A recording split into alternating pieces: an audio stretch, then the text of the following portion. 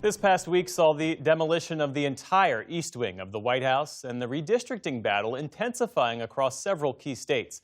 On that and more, we turn now to Brooks and Atkins Storr. That's New York Times columnist David Brooks and Kimberly Atkins Storr of the Boston Globe. Jonathan Capehart is away this evening. It's great to see you both. See you. So the remarkable scenes at the White House this week as President Trump greenlit the total demolition of the East Wing. You can see it there to make room for a ballroom. The price for this, the price tag for this has now grown to some $300 million. On the screen right there, this is the list that the NewsHour has obtained of the private and corporate sponsors that have contributed to this project. So David, the last time we talked about this, you said the idea wasn't necessarily a bad one. Do you still feel that way now that the East Wing has been reduced to rubble and dust? Well, I must say this, the photos are shocking because there is something sacred about that building. And it feels like somebody taking a claw into a wedding cake. It just feels wrong. But I have long believed that the White House is just too small. It was built for John Adams and Abigail Adams, and people have added wings on since, of course. But it's just the rooms, and the West Wing is so sacred you can't touch that. But the Obamas used to have their state dinners out in tents.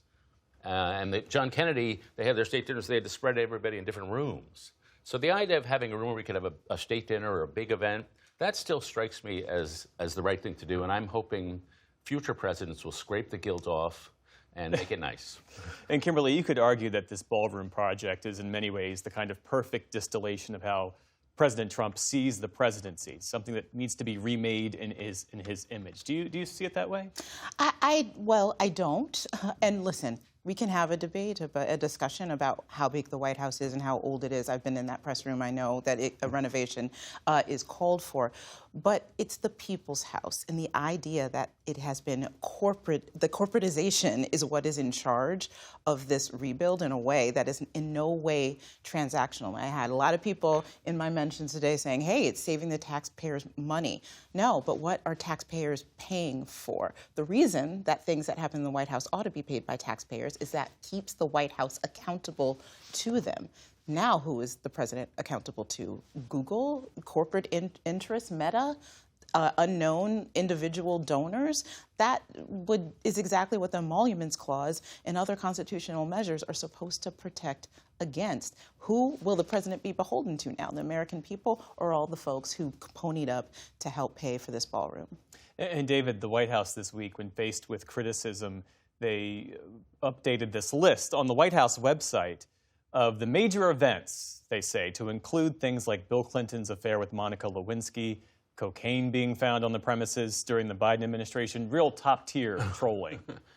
Yeah, no, I agree on the funding part, totally. The big, beautiful bill expanded the deficit, what was it, like $4 trillion? And they can't afford to build a ballroom. So the cost seems like just a ridiculous argument to me and prone to corruption. It's not, I don't think it's as big as the 747 from Qatar or the crypto coins, but it's just you're asking for corruption. And at the same time, Kimberly, the president is asking the Justice Department for $230 million. He argues that he suffered real harm from the Russia probe and from the Mar-a-Lago search. What do you make of that request?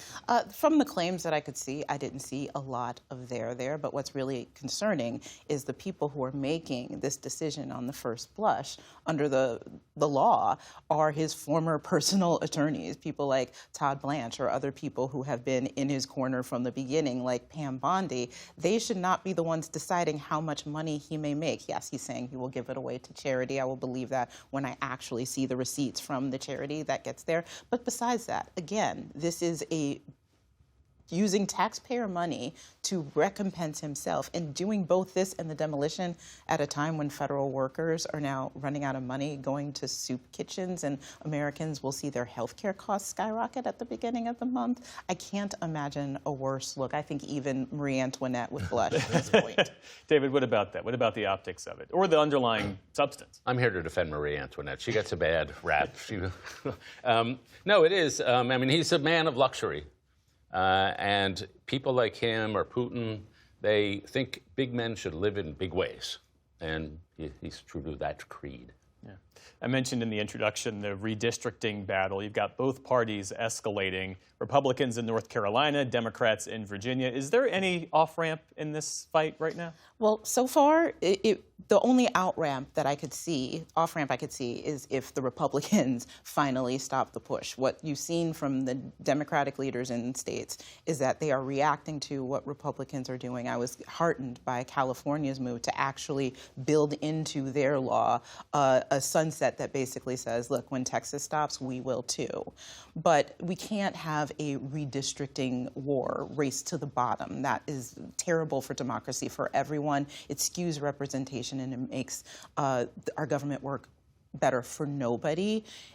If there is a Congress, you would think that they could come together and fix this, but they won't. The Supreme Court, I fear, with their decision on the Voting Rights Act that's going to come later this term, that will likely gut a bigger hole out of it, will only make it worse. I really don't know how we get to the end of this, but I certainly don't think a race to the war bottom is the way to go. But I also think if somebody is advancing bad policy, the other side has every right to try to defend itself. And there is this dynamic where you have lawmakers choosing their voters as opposed to voters choosing their lawmakers. Yeah.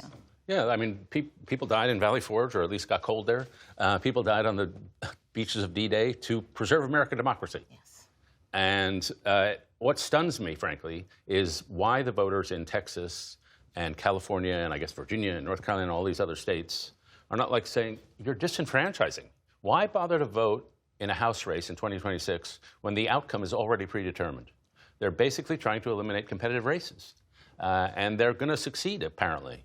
And so I just think it's atrocious that people don't put the democracy in their country above their party. They think as long as it's my party that's doing the rigging, fine. I'm fine with that. I think it's a mistake for the Democrats to join the race to the bottom, both for moral reasons, which I just tried to express, but also for political reasons. I do think the country is going to be in the mood for integrity, for upholding the standards, defending the Constitution, just the way after Watergate the country went for Jimmy Carter because they thought they were getting integrity. And I think that's the play here. And in the long run, the Democrats, not only morally but politically, would be better off by saying, we don't play that game. In the time that remains, I want to shift our focus overseas because several U.S. officials, as we reported on the program tonight, have visited Israel. They've met with Netanyahu and other top Israeli officials. You see the vice president there. The list also includes the Secretary of State. What's your assessment of where things stand, David, some 2 weeks in with this ceasefire? I don't say this that often. I think the Trump administration is doing an excellent job. I think the 20-point plan they did and the way they got that through and pushed that through, that was excellent. But clearly it's fragile. We saw the Knesset vote trying to annex parts of the West Bank, and Trump couldn't have been more clear. You are not getting the West Bank. You are not annexing the West Bank. That's not our policy. You do that, we're out of here. And Vance and Rubio and all the people are going over there, Jared Kushner. I think this is a deal that needs some babysitting, and the Trump administration is doing an excellent job of babysitting it. Kimberly? I agree with David on this, too. I mean, Donald Trump wants a Nobel Prize for his work on this ceasefire, and he is seeing it being threatened by Netanyahu once again. So I agree, and it makes sense for everyone in the administration, from J.D. Vance to Rubio to Trump himself, to make clear that this will not only threaten the ceasefire, but it will also cause a rift between Israel's biggest ally. Well, this week, the PBS NewsHour is marking 50 years on the air. David, you have been with the program nearly half that time, a mere quarter century with the program. Thank you for reminding me of that. So I just wanted to invite you to reflect on that span of time. It's just a parade of faces. I think of Robin. I think of Gwen.